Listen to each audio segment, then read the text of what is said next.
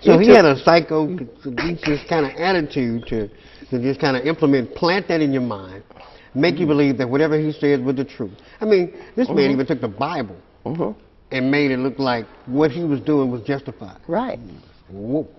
Well, you know, I find it difficult. And so when you look at and you talk, I don't know if you've talked to people that have read the book. What are some of the reactions that you're getting? Matter of fact, I had a gentleman read it last night. You know, I was over to his house, and it just shocked him real bad that, you know, this is actually going on.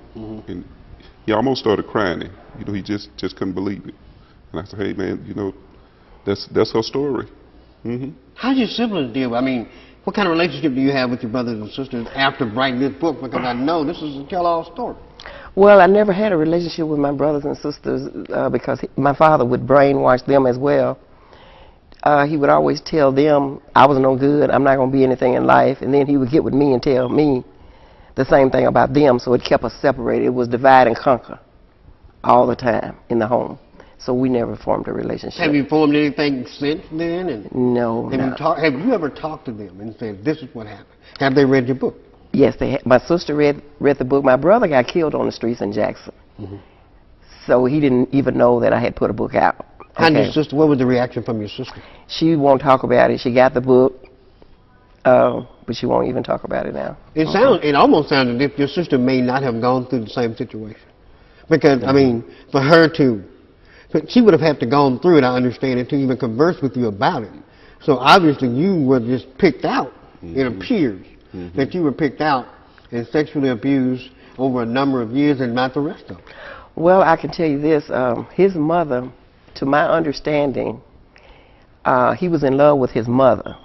Whoa. Okay, and I look like her more than my sister. Same complexion. I just didn't have the hair. My grandmother was like an Indian with that long, coarse black hair. I didn't get that, but I have the complexion. And he turned toward me more than anybody else in the family because of that. Well, now it wasn't any kind of sexual relationship between him and his mother. That's what I don't know. Yeah.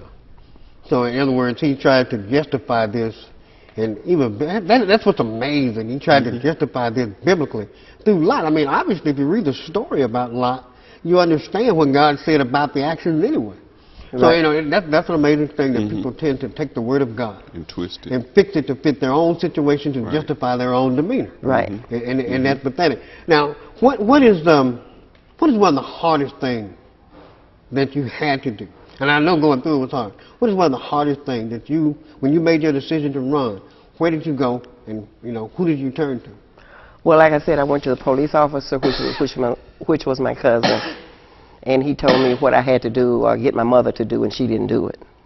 And that was, you know, to turn him in so they could pick him up. Otherwise, they wouldn't do anything. What exactly did your mother say?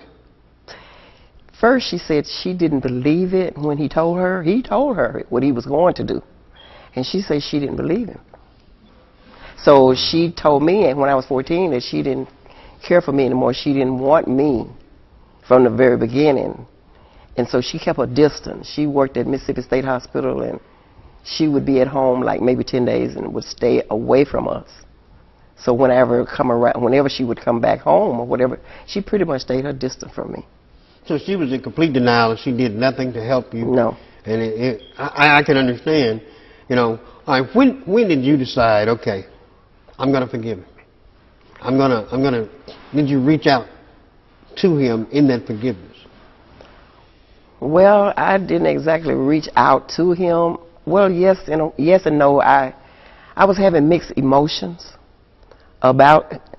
This is a man that I lived pretty much as his wife for 10 years. I had to wash his clothes, cook his food. He would hit, like I said, he hit me in the head with apples and oranges. My mental ability was off because my head hurt a lot. I had migraines from all the beating in the head. My mother would take a nylon brush and hit me side my head, and she would take she would take brooms and break them across my head. I couldn't think forgiveness for a long time until pretty much last year. I mean, it is amazing. I started thinking forgiveness last year. You know, because I know I have to. You have to. You feel like this is necessary for you. Yes. to get closure. Right. And what happened was one morning about 3 o'clock, it was like a force, I guess it was the force of God just got on me, and I was in bed. And it told me, you got to get up, and you got to write. You got to tell somebody about this. So how old were you when you thought this thought? This was last year. Last year? Yes. So then you decided, okay, did you think about the embarrassment that it might cause your family? Yes, I thought about all of that. But how did you feel? Did you say, well, I don't care, I think this is necessary? Well, I just said I didn't get the treatment, the proper care that I should have gotten, but I wanted to help someone else so that we could put a stop to this. You feel like a lot of young people are going through this kind of thing Oh, even yes. today? Yes. And so this is something that, you're reaching out to let them know there is help out there. Yes. And someone who understands Yes, exactly what they're going through. Right.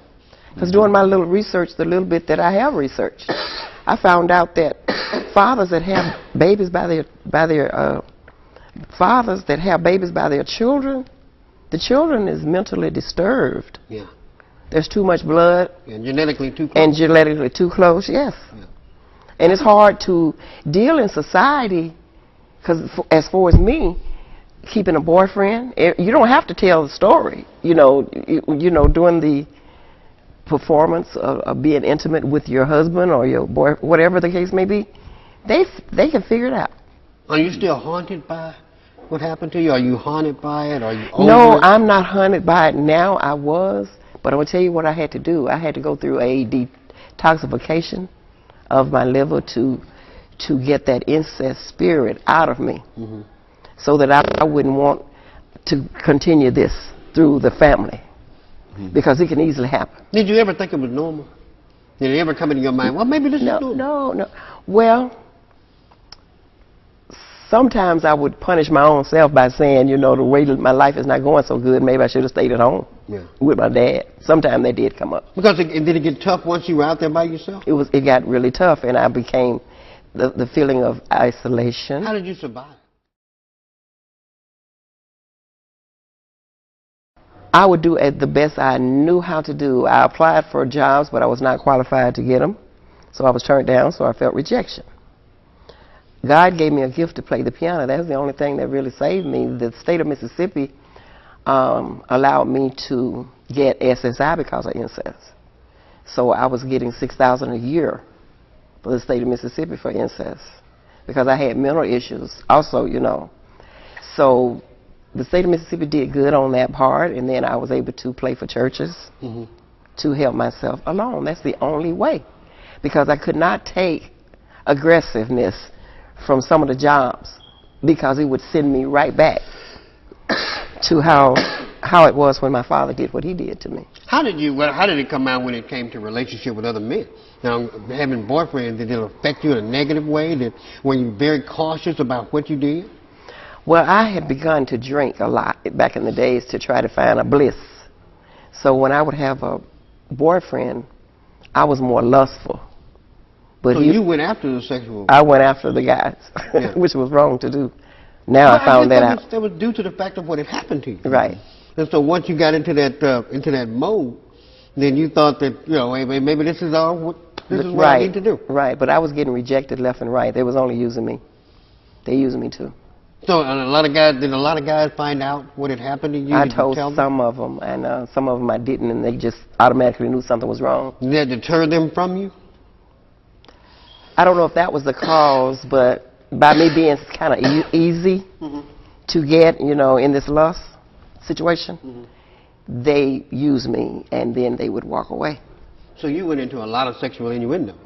You went into a lot of sexual situations simply because of what had gone down psychologically with you and your father. Well, I didn't really have a lot of sexual engagements, because I just didn't want to have my name out there that I was becoming some kind of whore or something like that. I didn't want to be like that. I would choose maybe one friend or something to try to make that work. So your ethics was kind of there, but yet you did thrive on the fact of this is where I come from. So this is maybe what my future is and what my endeavors are. No, I didn't thrive on that. I didn't want to have that out there, that I was just a woman that anybody could pick up. Yeah. I didn't want that. So you developed that thought process yourself, and after a while, obviously you said, hey, this ain't working, so I'm going to change my whole persona in order to enhance and put this out here so people can get an understanding What's of what going on? incest is really. Right.